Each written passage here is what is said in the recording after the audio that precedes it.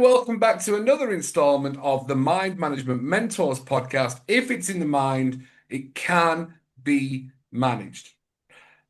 I have been obsessively talking about one subject recently, which is what we're going to talk about today, because it sometimes feel that businesses are not really seeing the true cost of what's going to happen in this podcast if it's not right within a business structure. And we have an expert that I'm extremely happy to introduce to the podcast. But it's that we're going to be talking about the C word that everybody hates to talk about. And it's not the Scottish swear word that we all love and don't say on a podcast, especially now we're monetized by YouTube. I certainly can't say that word. So welcome to the Mind Management Mentors podcast. Today we are talking about the dirty word, the C word, and there's only one person who can talk about that today, and that is our expert. Please welcome yourself to the podcast. Tell us who you are, what you do, and why you're here. Good stuff. Thanks, Cuddy. So I'm David Carboni. I am a co-founder at Hair Tracker and also a fractional CTO and technology lead. So I like to say I bridge the gap between the board and the keyboard. So everything from writing code all the way through to working with exec teams. So I've got a long history in technology, but actually I sometimes call myself I've been everything from the secret recruiter to the secret culture engineer. And all of my best teams have been run on culture, and all of the worst ones I've learned a lot about what happens when you don't have a good culture. So, yeah. And that is the dirty C word today, culture. Culture. Why? Let's share some experiences of bad culture, because I shared one with you before we started that I got invited to go and speak to quite a large corporation in Scotland. Um, and it was such a vast, amazing place to walk into. And I was generally like, oh my God, I've kind of made it to the big time. I've walked into this place. They're going to want to work with Cuddy on mind management, helping leaders and managers communicate better. And I walked in and there was these massive values in the reception area. And I was like, oh my God, that's fantastic. And I was asked to wait for 30 minutes before the meeting started. And in the 30 minutes of being sat there, just observing, just sitting back, not going to mention the business, I literally could tell that not one person in there knew what their value was, why they'd spent 50K on those values with a big, massive metal signs. There was not that feeling and that vibe of anything that had been created by those values, which was generally the head of that culture. So why is it, as an expert, David Carboni, or today's expert, people are not grasping the fundamentals of culture? And what's the true cost of bad culture? Yeah. Gosh, there's so many angles to pick up on there. I think maybe the first one that comes to mind, culture is just what people swim in every day. So the emotional environment, your emotional experience, your internal, what's going on internally. Um, I think I won't be able to name the study, but it's been shown that when your brain is flooded with cortisol, so you're stressed out, you're not having a great Yes. time, you're not in a good emotional place, possibly as a result of the environment that you're swimming in, you are measurably less intelligent. So you've spent all this money to hire great people, you want smart people in your organization. If your culture's not right, you are actually making them more stupid just by that emotional situation that they're in. So you're literally wasting money.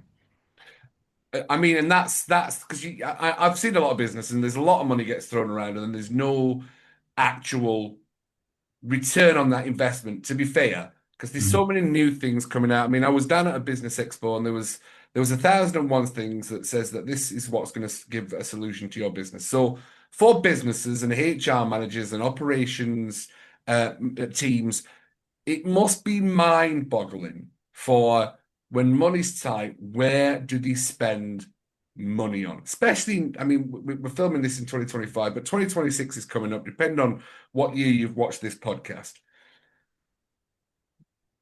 Can you tell us of a time that yourself, David, in the many industries that you've worked, when what was the genuine feeling on a bad culture for you, David? Definitely. I think well, I think probably apart from anything, when you can tell when you're in a bad culture just by you don't actually need to hear the words, you don't really need to know anything about the situation, but you can feel it. And I think we're so trained to be left-brained in business that actually if you can just step away from the left brain and just sense the energy in a room, um, you can just instantly feel it. You can almost say, I think, often we evaluate performance on what behaviors people have and, what are they objectively doing. But I think what I've seen is that sometimes the person who's objectively doing the most work is also the person who's creating the most drama. And the drama, the emotional drama that that's creating, that's actually what's sucking all the energy out of the workplace. Because as soon as they're off the floor, people are spending hours going over it, gossiping about it, talking about it, going over and over it in their minds. They're up at night thinking about it.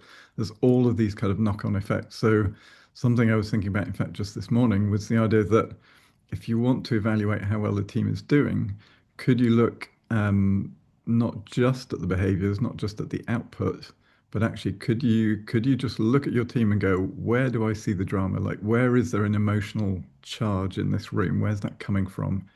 And then start following the breadcrumbs from there, because it might not be that, somebody might be throwing their toys out the pram, but it's probably not them. Like, something has triggered them. Can you get back to the source of that? I think there's huge value in starting to follow the emotional breadcrumbs as well as the more rational outcome breadcrumbs, and just look at, okay, is the top performer really the one who produces the most results? Or actually, is your bottom performer the one who produces the most drama? I love that, and I just so a lot. I'm gonna in the short amount of time I've met you, David, I have to you tell me if I'm completely wrong. It seems like you are a hell of a lot smarter than me. Thank you. That's You very are kind. certainly a lot quieter than me, which is not a problem in any way whatsoever. However, you said a term that I know I'm aware of, but the beauty of working with Cuddy is I make really high intelligent things really simple. It's a wonderful skill. So yeah, I'm like the best thing you could probably say about working with Cuddy is he's like a kid and he has a kid's sensibility. And I'm like, yeah, because most people should do, and I'll make things really easy. So you said left brain. Now that's fear-based. Just to make sure that we're right, especially when it comes from a place Mm, of positive emotional intelligence, and that's different to emotional intelligence. Fear-based is what's going to be striking off the amygdala. It's where the stress, the cortisol comes from. The right brain is the calm side, the creative side of the brain, and that's where genuine flow comes from. That is when we have the ability to flip. I always call it a little switch at the back of the brain stem, which is, I think it's the AIP system, to be fair. I might have labeled that wrong, but it's okay. the, is that right? It is the AIP I, system, right? Of I'm not sure, but I know that the amygdala certainly is very important in your kind of emotional response. So it's course. switching you, it's switching you from fear mode Yeah. to um so it's from closed and contracted to open and creative. Yeah. Yeah. Which, when But we're in fear-based, we are highly alert, yeah, we are highly stressed. Exactly. Cortisol keeps firing off. That keeps flooding the body system. The whole neural pathways are constantly drained. It's a kind of a reason why cortisol's not good for fat people, to be fair. It's a thing that we, and I mean me, right? So I know that it can be hard to lose weight when we're flooding our system with cortisol. mm, But I always like to bring it down to the base level. If a lot of people might watch this podcast and go, well, how do I know if I'm flooding myself with cortisol? I'll be like, one of the easiest example is, do you wake up at 3 o'clock in the morning, not realize why you've woken up at 3 o'clock in the morning, and at 3 o'clock in the morning start thinking about work yesterday, work tomorrow, work last week, work a year ago? Guess what? You're flooding yourself with cortisol. Cortisol's triggered and it's made you alert and it's woke you up, which is why we're always exhausted. definitely. So, to make sure we're on the same page, Mm, that's the difference between left brain, fear based, keep us on high alert, right brain, sage mind, keep us nice and calm, creativity flows, and we start creating a better, mm. and I love that, emotional breadcrumbs. Yes. And when Yeah. you touched on finding out if the high performer, if there's drama, is actually helping or hindering, or the low performer with the drama find the distinction. And I'd love to know what the distinction there is, David, if you don't mind. Yes. So I guess the way, just to circle back, so the way I use left brain and right brain. So the left brain is usually when you're looking at the logical, the measurable, the kind of very kind of sensible stuff that everybody feels comfortable with in business. For me, the right brain is it's maybe what feels a little bit more icky or can be called touchy-feely, or if someone's being really dismissive, it gets called hippy-dippy stuff. But actually, that that emotional climate is really what determines productivity and creativity and all the rest of it. So when you're in that contracted fear-based mode, you don't have the open awareness. You don't have your brain is simply not in the mode to connect with and work with other people. Everything's a threat, so you're closed down. Psychological safety and all that kind of stuff. When you're in that relaxed open mode, so the amygdala switches from threat to connection, suddenly it's like you open up this hive mind. You've got the ability to connect to people around you. Your emotions are well regulated. You're not watching your back. You're actually, you're leaning into problems. You're connecting with the people around you, and that's really where you want to be, right? In a modern business, it's mostly about creativity, knowledge work. So even though we want all that left brain knowledge work, it sits on top of that emotional foundation. And if you dysregulate that emotional foundation, you're all the all of the the actual logical stuff that we do want to get out of business is completely offline if your emotions are disrupted. I always call it the monkey mind, the conversation. It keeps hijacking our limbics. I think it's the limbic system. It keeps hijacking, so it keeps us in that fear based. So you're absolutely right. So you can have a lot of leaders within the business structure, that and I'm going to be working with the business really shortly on a lot of the managers have been promoted really quickly, but they've got into a position where they are fear-based, won't delegate, keep themselves completely stuck in no, I have to do, I have to do, I have to do. And then that is the knock-on effect, because that's how it knocks on down, because you'll find that there's so many employees and staff wanting to really enjoy work and be there, but Yeah, they find that I always remember this, and this is something that I always remember, and I've said so many businesses, people never leave businesses, they leave bad management. yeah. They don't leave the And brand, they leave the bad management. I would say that you could even go a step further and say you're leaving a bad emotional situation, and you can sort of say culture kind of equates to emotions, and if you're in a situation where you're experiencing bad management, it's creating negative emotions, and those negative emotions create chemicals in the body, cortisol, etc. Those chemicals eventually have measurable physical effects on your body, so it's actually ultimately it's a self-preservation thing to leave a bad manager, because you're leaving those negative emotions, those negative chemicals, those negative reactions.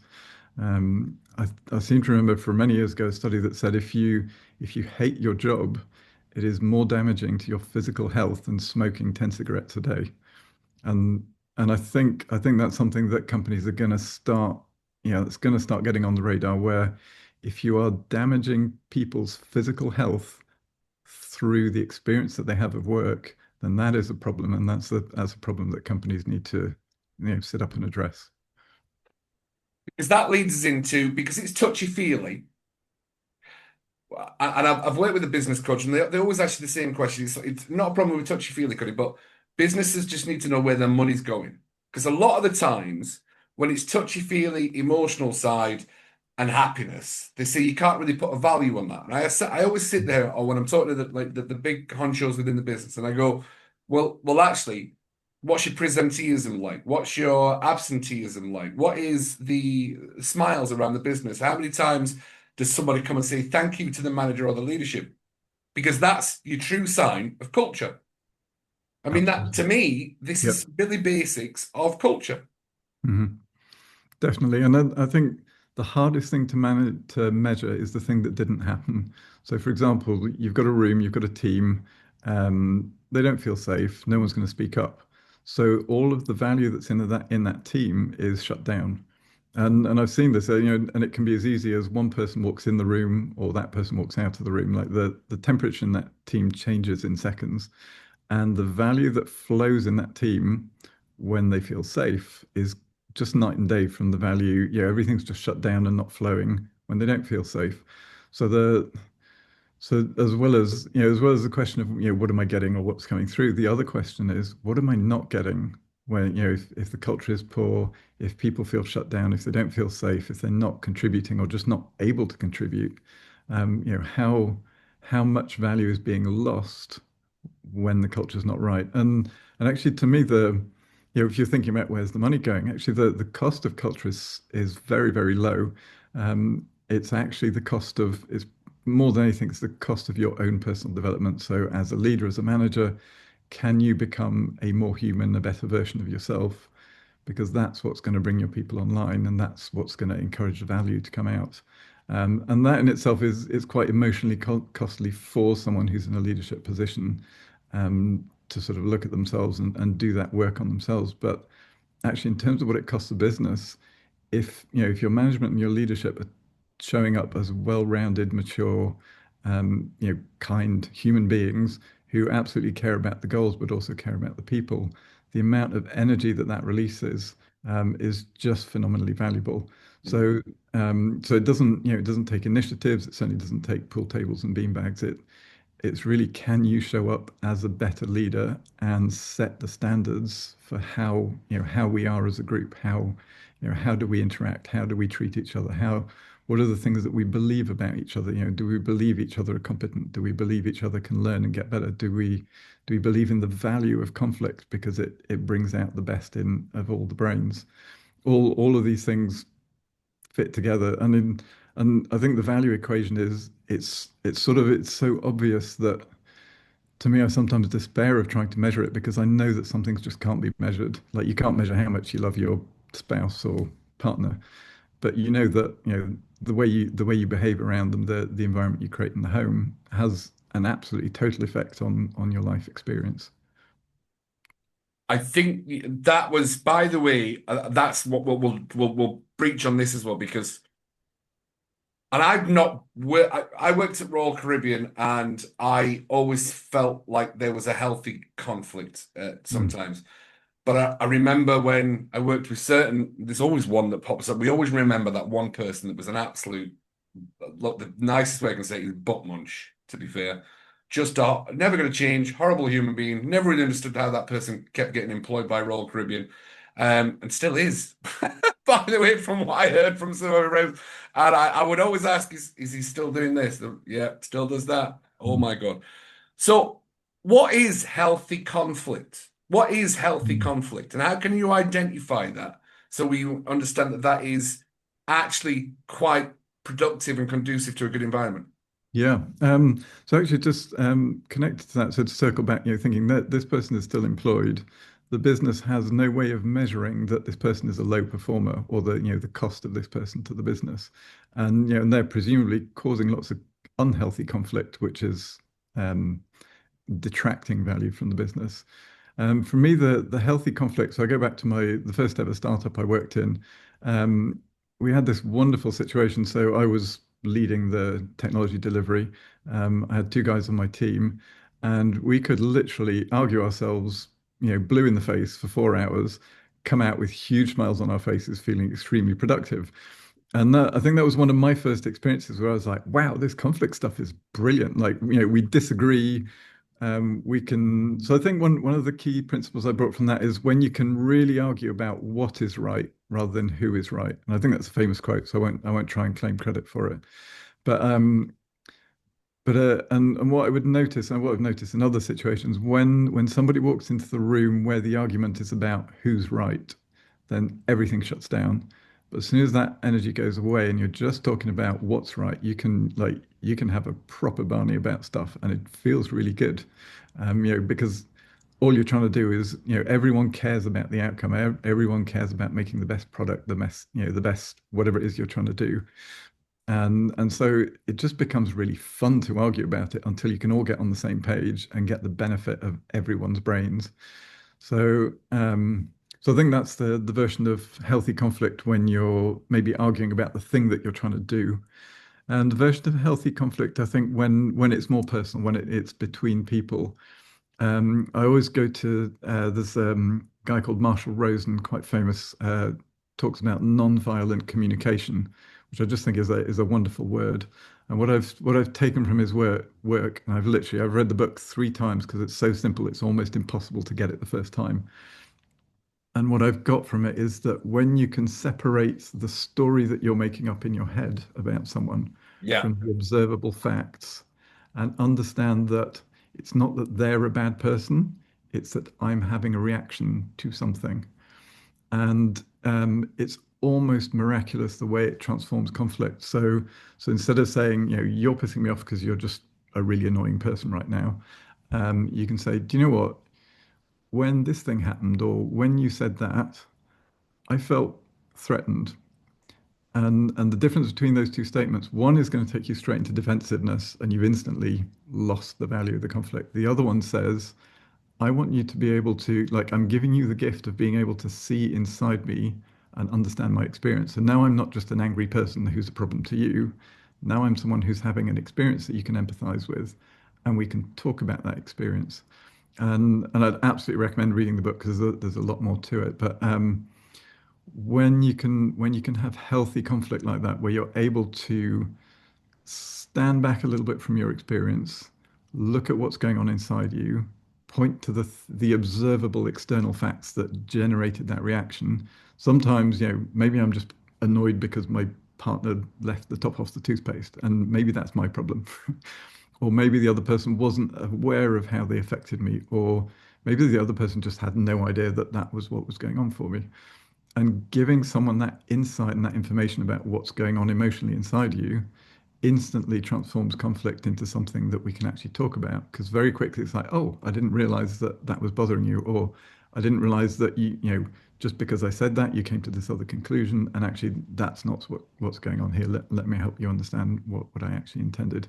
And that instantly de-escalates that defensiveness, Mm. brings you both into a place where you're like, okay, now we're having a conversation that's interesting. It's going to be difficult, it's going to be vulnerable.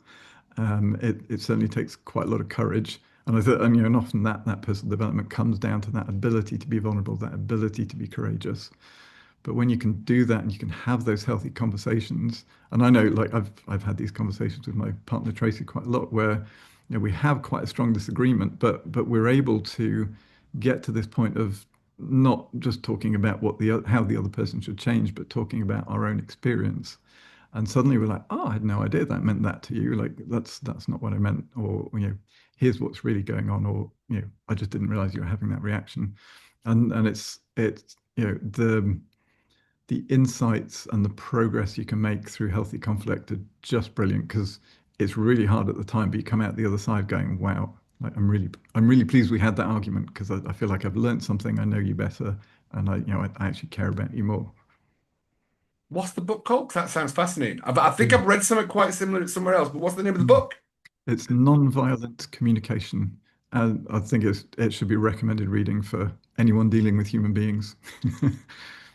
And the author actually, he talks about how he goes into conflict situations where people are literally chopping each other's heads off, and he just explains to them, okay, I I get that you're annoyed, and I see what you said there, but can you reframe what you said so that the other person can hear it?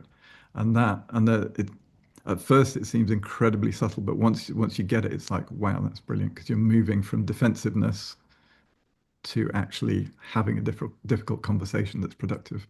There's something in NLP. I don't know if that's based from NLP, but I remember Mm. I did a podcast with somebody yesterday about how we de-escalated things at Royal Caribbean, or how I learned to do it, because I wasn't a trainer at Royal Caribbean. But no, it's fascinating, especially when you get to hear the fear behind what someone else is saying. Yeah, And then you're like, I need you to listen what they're at, not what they're saying. Listen to the fear behind what they're saying so that you understand why they got angry. exactly. And then the other person would echo back, well, I was scared because of this. Then you have two people going of, this is why I was scared. And Mm. it brings in oh, right, now we can, oh, yes, absolutely. I love that, David. I absolutely love that. So, and I think, do you know what? There's been, I know we've not even been speaking that long, to be fair, but there's some massive takeaways already for understanding. that an emotionally or a negatively emotionally charged place of work, actually, it's not touchy-feely, we can't see it. We now have a physical symptom that technically you would go to the doctor and the people unfortunately go and get a pill instead of actually working on that. Psychological safety is such an important part. Absolutely, yeah. And I think, it's tempting to, you see the problem, you try and fix the problem. It's like taking the pill to get rid of the headache. But why is the headache there? Maybe your back's out or something. And then, so actually being able to perceive the problem and not fix the problem, but start to follow the breadcrumbs, get back to the root cause and go, oh, okay, there's really valuable information down there. But I think especially in a business situation, things are under pressure. You've got to get stuff done. It's just tempting to take the pill and move on. But actually, when you can dig underneath it and just go, oh, I get it now. Right. Okay, that's actually really valuable information for the business and how we work, how we interact. And it is a powerful part. So are you allowed to share some experiences of past businesses that you worked with that you just like, oh, because I did a great podcast with someone of like toxic workplace, and I was like, it's the labels we put on it that we've already started creating emotionally charged place with it. But if the expectations were met and the psychological safety was met, and we managed the expectations before people come in, there would be no such thing as a toxic workplace because it's more of Yes. a this is what we are, this is what you've signed up for. Because we did that at Royal Caribbean. Mm, It was literally, you're going to be working 12 hours a day. These are the rooms you're going to be sleeping in, but you get to see a beach once a week. We got right. to see a beach more than once a week. So actually working at Royal Caribbean for that 4 months literally was hard work, but then I had 2 months off. Yeah. Took me 2 weeks to recuperate, and then I had to get 2 weeks of getting geared up before I went back to bed. Well, I did that for about 13 years. So it's kind of funny that that's the question I've got for you is where does culture start? Where Mm. does it start, David? Yeah. So it's micro signals, and I think it's something absolutely revolutionary. So I got this from another one of my favorite books. It's called The Culture Code, and there's a lovely experiment that was reported in there where they created these rooms of like 5 or 6 people and just said, right, you're a team, you need to go solve a problem together. And what they did is they deliberately placed an actor in each team who would just act disengaged and bored and try and disrupt the conversation. And what they found was that these people were incredibly effective at just making these teams incredibly ineffective. And it didn't take much and so the teams would come out and go, yeah, well, I think we did all right. But actually they were really mediocre performance. But the teams where they kind of switched the actor and said, okay, now act positive, like those teams are performing much better. But what they found that was incredibly interesting, there was one group where, despite this actor's best efforts, he couldn't make the team less productive.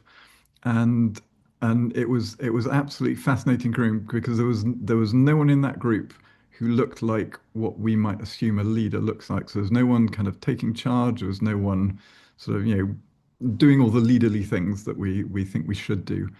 And they just studied and studied this room. They were like, and it's almost like, this guy was an actor, like he was doing it on purpose, but like he couldn't force himself to do it. Like got to the point where he was almost playing along and being positive. And he was like, how is this happening? And it just seemed like magic. And what it was, there was one guy in the room, and this was the idea of micro signals. And what he was doing was just constantly, every micro interaction, he was sending these signals of this is okay, you're okay, I'm okay, we're okay. And it's very tiny things. It's, small ways that you might speak or give someone space. And so often it's not the values on the wall, it's not the big gestures, it's not the grand stuff. It's just those tiny little micro interactions that constantly send those signals of connection and safety. And That, actually, that- yeah, and it's a very learnable and trainable skill. And just once you're clued into that, that's what it is. So in some of my former teams, often, I'd sit in a meeting, I'd be there with the team, they'd be talking about something. I wouldn't always know exactly what the team were talking about, but if someone said something that just felt off key culturally, I would just step in and just go, oh, maybe we want to reframe this like this. And so I would just step in and just nudge things. So it's very small pushes, but what it did, it kept that cultural flow on track, and it gave people the signals of this is the culture we are, this is the culture we're not.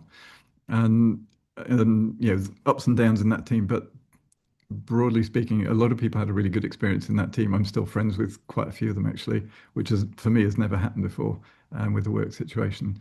But really taking on that idea of that it's in those micro signals. So if you walk into a room as a leader and your people are sort of picking up a signal from you that they're perhaps not as important as you are. That there's micro signals in there that start to say, you're maybe not that important. Maybe your ideas aren't that important. But so how I would try and show up, I always, it's just my personal style. I always try and show up with kind of warmth and encouragement. And I'm always looking to encourage people and bring them out. And because I know all the good stuff's in there, and I don't know what it is and I don't know how to get to it, but I know I can send those signals that will create an environment where people will start to open up. And at some point, someone will take a risk. They'll I call it vulnerability poker. So, at some point, someone will just put a chip on the table. They'll just mention something that's a little bit risky, and that's the key moment, because that's the moment where, so I've seen some groups where someone will put something on the table and someone else will jump on it and shut them down, and instantly everyone else in the room is like, okay, it's not safe to do that.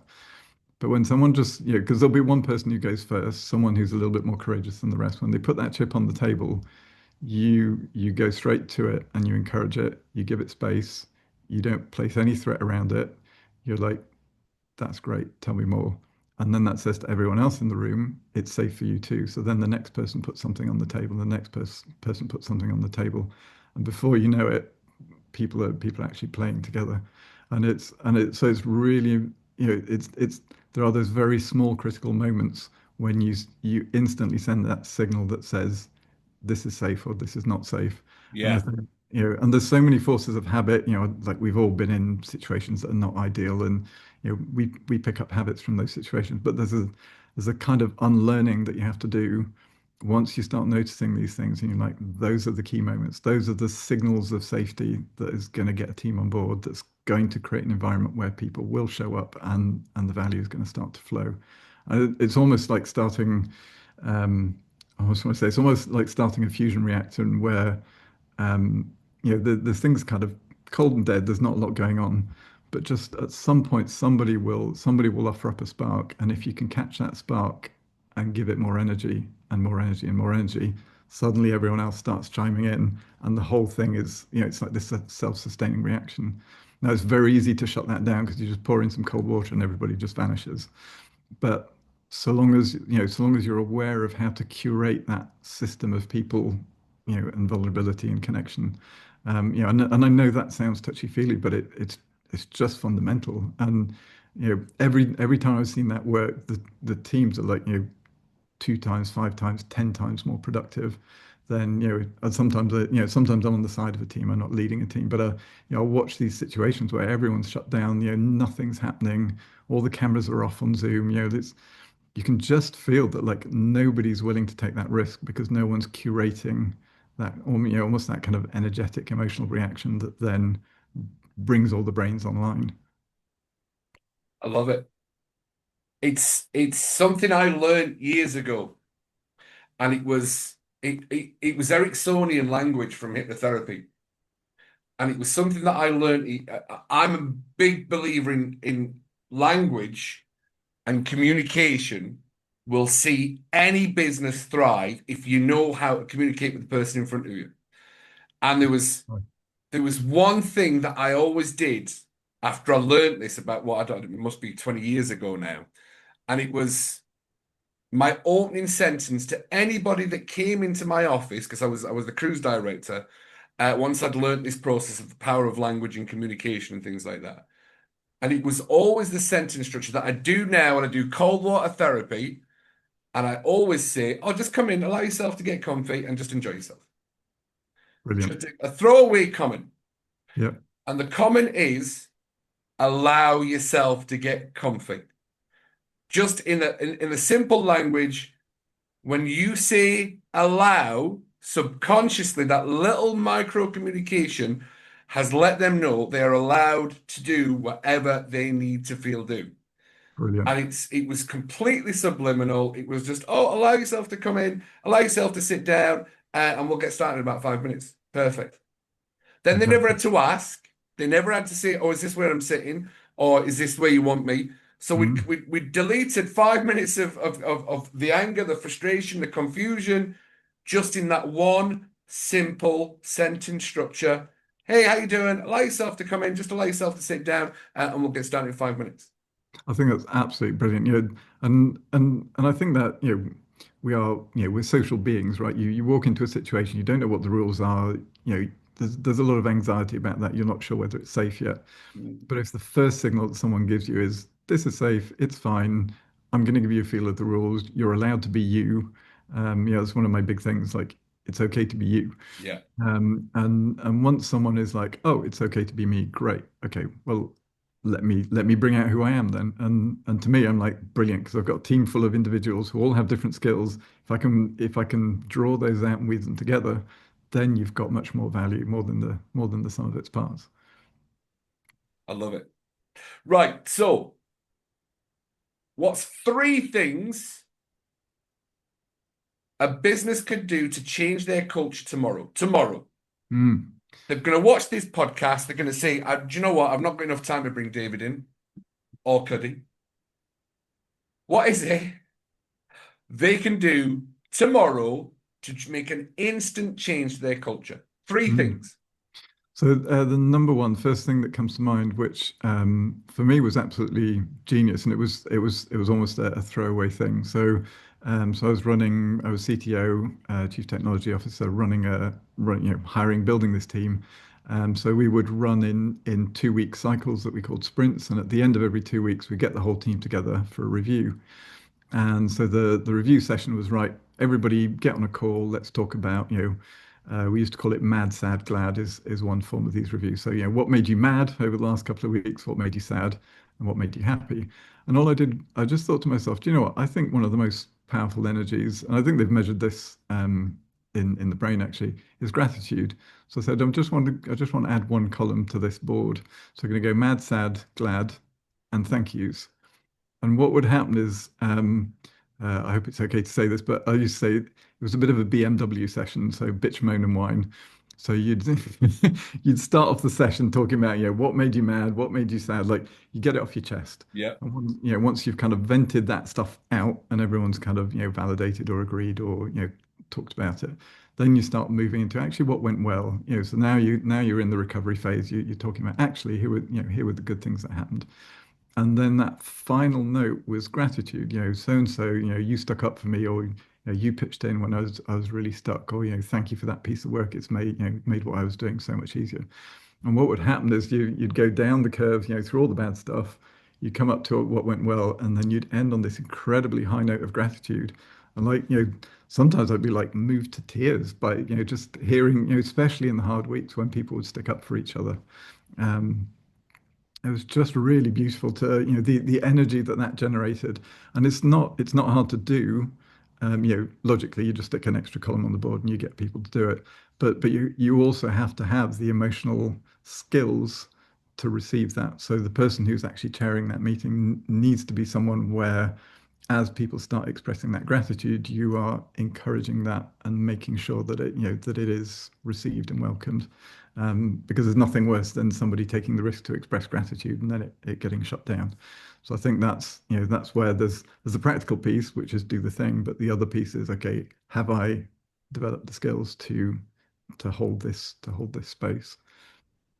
So I think for me that was it was such a simple thing, but the amount of positive energy that came out of it Yeah. was absolutely brilliant.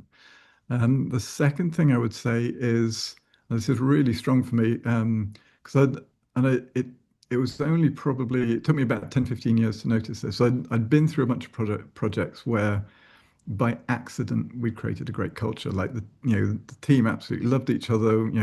We worked like mad, but we were having such a great time doing it. And I was like, and I think, after about 5 or 6 years, I'm like, this keeps happening by accident. Like, how do I do it on purpose? So I started really trying to reverse engineer what is it that actually creates an environment where a good culture emerges. And after about 10 years, I looked back on all of the projects that had gone really, really well. And the ones that had gone well, they were the worst projects. And it's really counterintuitive. Like the ones that went easily, there was no skin off anyone's nose. So there was no real investment in the easy projects. You know, you come up, you do your job, you go home, great. You know, it doesn't kind of put you up nor down. But the projects that were incredibly hard, and I've worked on some really incredibly hard projects that had bad cultures, and they absolutely fell apart to the point where, you know, the most dedicated, kind-hearted, you know, people who would go to the nth degree to do a good job would just get to the point where they're like, I just don't care anymore. And, you know, and the quality of the work just went out the window. But the ones that went well went completely the opposite direction. So there's this kind of polarity of how much energy you can generate in a project. And it was these hard projects. And what I started to realize is that culture is not what happens in the good times. What happens in the I What didn't want to jump in. I apologize. No, no, and Yeah. it's you know, and it's so obvious when you see it. It's the you know, it's when the shit hits the fan. How do we Is my react? boss going to be on my back, or is he going to have my back, or she going to have my back? And I think when something goes wrong, and you see the reactions of the people around you, that's when you know. And I, you know, and I've seen it go both ways. And again, that's one of these like really key moments where like you see that moment. So I don't know, thinking back to the previous team, like the production website's gone down, all the customers are complaining, and the team are in front of me going, "Is he going to jump down my throat?" And I'm like, "Look, it's okay, guys. Let's just fix this. Like, let's figure out what went wrong. Let's get it running again." And in that moment, you know, it's quite a simple thing, but it's like in that moment, because it was support rather than attack, it says, okay, this is a safe space. And again, you know, it's sending those key signals at those critical moments, and they can be quite small moments. And you know, it's perfectly natural to blow your top if everything's gone wrong. But actually, you know, in the bad times, you know, do people look after each other? Do they stick up for each other? Do they pitch in and help even when, you know, it's 4 o'clock in the morning and you've had enough? You know, what happens when the chips are down? So I'd say think really hard about what happens when it goes bad, and especially what happens when people feel vulnerable and exposed. How are you going to handle that vulnerability? Because if someone screwed up and you jump down their throat, they're going to make damn sure you never find out that they screwed up in future. So you're never going to get the information about what's going wrong. But if someone screws up and they know it's okay, they know it's not okay, but they know that you're going to be okay with them and work it through, they will make sure you always get the information. So you will know what's going on, especially when you need to know because things are not going well. And so there's a lot less hiding and there's a lot more because it takes a lot to build that trust and workplaces are not always trusting places, right? There, you know, there's expectations, there's you know there's things you need to do. So actually being able to create that kind of trust, you know, and I know in my last team, I, it's a very weird achievement, but I feel like for me one of the greatest marks of what I achieved was that one of my team in one of our one-to-one meetings said, you know what, I'm thinking of leaving the company. And that's not something you would ever tell your direct manager in any other company. It's like that's just not a safe thing to say. But we'd created a relationship to the point where he knew it was okay to bring that up. And then we were able to talk about it. And you know, and I was able to say, look, if it's time, it's time. Like I don't have a problem with it. But it's great that we can plan for it and make sure that, you know, and I can support you and figure out, you know, is this something we can change or is it just time to move on? And being able to have that kind of conversation was just golden. And actually, as it turned out, I think he is actually still with the company now. So there's incredible value for the business that you know you're able to retain staff because you can have those kind of conversations with them. But again, it's those critical points. What do you do with that vulnerability when it comes up? And that again, you know, it's about unlearning a bunch of stuff that you know because I'm sure like as leaders we're trained to do some of this stuff. You know, we're trained to think that this is what you're supposed to do, and it's just not. Often it's the counterintuitive stuff that works. So I'd say probably number three is it's probably about unlearning. And I think that there are a lot of shoulds around leadership. You think, you know, a leader would do this or a leader should do that, or, you know, I'm only really a leader if I'm behaving this way. But actually, once you start, you know, you start picking at those shoulds and go, well, is that true? I mean, I know everybody else does it, but that doesn't make it right. What, what's actually authentic to me? And for me, this goes back to this idea, and it's quite strong for me. It's the idea of it's okay to be you, right? The value, the value that you bring is unique. So, I don't know if I am a business analyst and I'm replaceable by any other business analyst, why would you hire me rather than anyone else? So my value is me, it's my story, it's who I am. And I try and make it very clear in my teams that, I hire people because of who they are, not because they're replaceable units. I think that in itself sends a signal. But, as a leader, as someone who's, looking after other people and setting that tone, when you can say to people, it's okay to be you, but also when you can say to yourself, well, it's okay to be me. Like, how do I want to lead? Like, I have a very particular leadership style. I know, people I've worked with over the years have just been like, I'm not quite sure what you're doing here, David. Like, this makes no sense to us. And more than once, people have just said, you can't do that. This is just not normal. And I'm like, well, this is me, like this is who I am, that's how I've chosen to construct it. And and by just engineering it and iterating over the years, I've got it to a reasonably fine art. And I'm very pleased with it, and still lots of people will say that's just wrong, David. Honestly, Yeah. as you're talking and formulating that, I'm like, I've, I've been sat in a few business meetings, and I know from my experience that I am the kind of person, because I understand left right brain, and I know a lot of people don't understand left right brain. So I actually did a training once. I was employed to go in to do a training. Said, "Could you do 2 hours?" I said, "Yeah, not a problem." The person who was on before me did 2 hours too long. They went, "Oh, can you do 15 minutes?" I'm like, "Yeah." So the 15-minute training I just did, I was like, right, so everyone's around the table. I said, perfect.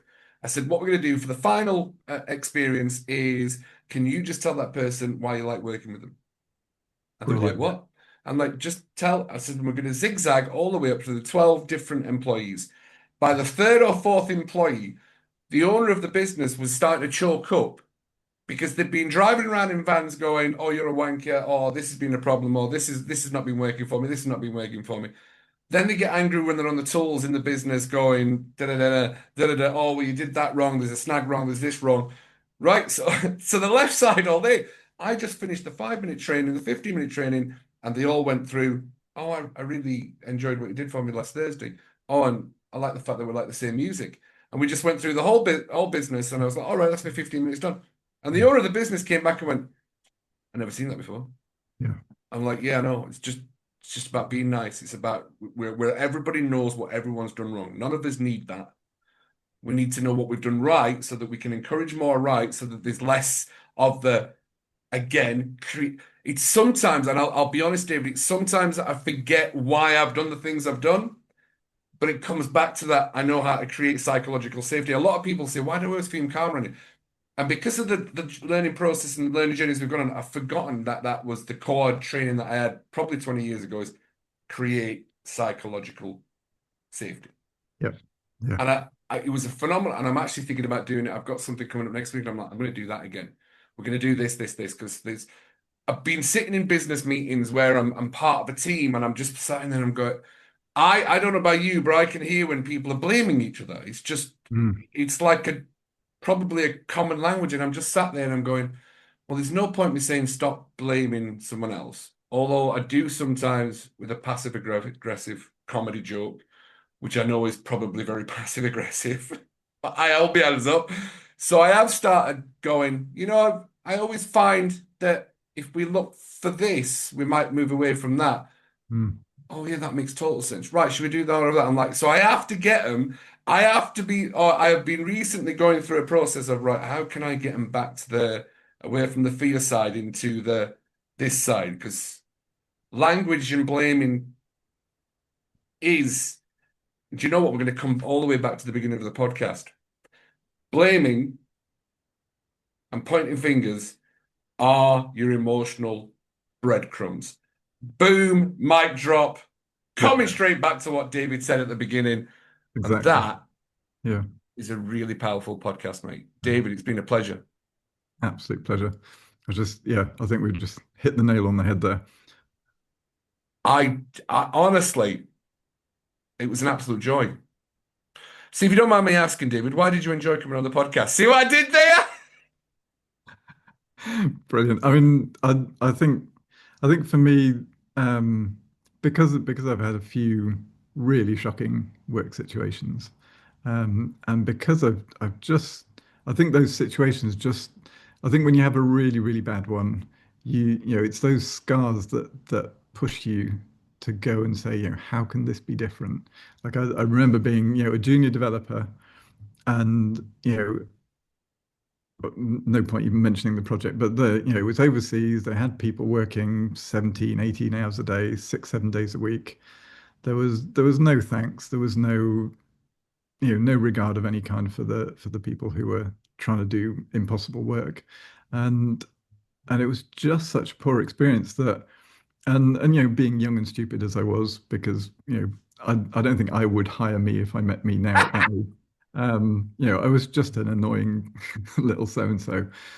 But I moaned and whined and just railed against this project. And at some point, I just thought, David, just get a grip, right? Shut up. This isn't making any difference.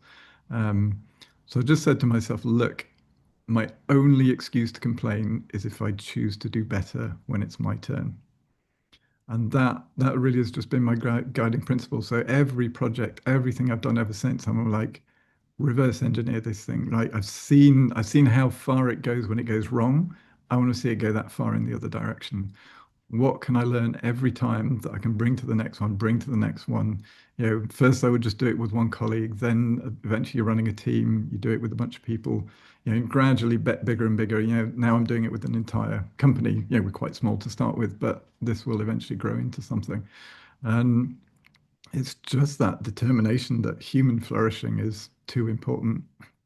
It's too important to be called touchy-feely. It is. You're absolutely right. This podcast is going to be called How to Change Your Culture in 3 days. I'm telling you now, it's going to go viral. David, Brilliant. it's been an absolute pleasure having you on the podcast. It was a lovely introduction from your wife, Tracy. Please give Tracy a massive hug for me. I will do. And I'll stick around because I'm going to mention something to you as well before you leave as well. It's been an absolute pleasure. Thank you very much for being a guest on the Mind Management Mentors podcast. If it's in the mind, it can be managed. And if you want to change your culture in 3 days or less, this is the podcast to do it. Big love from Cuddy, and I will see you on the next episode of the Mind Management Mentors podcast.